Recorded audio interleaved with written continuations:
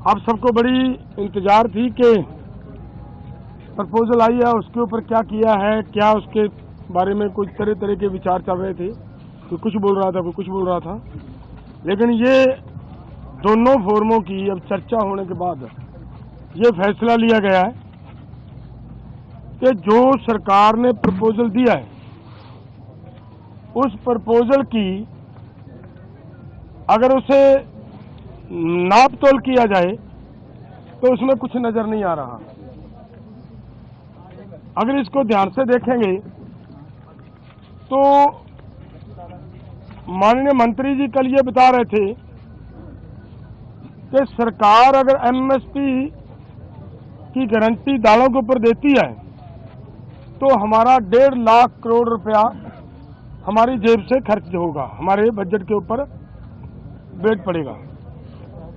और इसी के बराबर एक खेती माहर साउथ का प्रकाश कामारेड्डी जी के अनुसार केवल 1,75,000 करोड़ रुपया अगर सभी फसलों के ऊपर एमएसपी दी जाती है तो 1,75,000 करोड़ रुपए के अंदर वो काम चल सकता है। तो फिर अगर सरकार इतने पैसा लगा भी रही है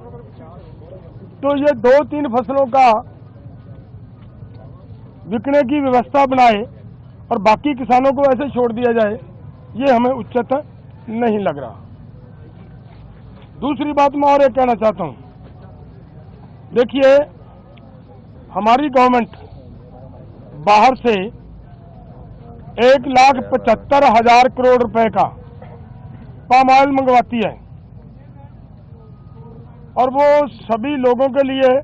मनुष्यता के लिए, इंसानियत के लिए बीमारी का कारण भी बन रहा है, फिर भी उसे मंगवाया जा रहा है। अगर यही पैसा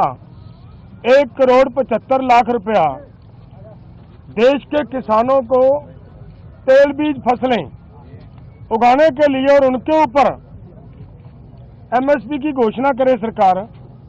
और उसके ऊपर खरीदी की गारंटी बनाए सरकार, तो 1,75,000 करोड़ से उधर के पैसे इधर आ सकते हैं। तो मुझे कहीं पे भी ये नजर नहीं आ रहा कि सरकार के ऊपर कहीं से किसी तरह का बोझ पड़ रहा हो। अगली बात मैं ये कहना चाहता हूं कि जो मैंने कहा कि इसे अगर ध्यान से देखेंगे, स्टडी करेंगे तो इसमें कुछ नजर नहीं आ रहा। उन्होंने ये कहा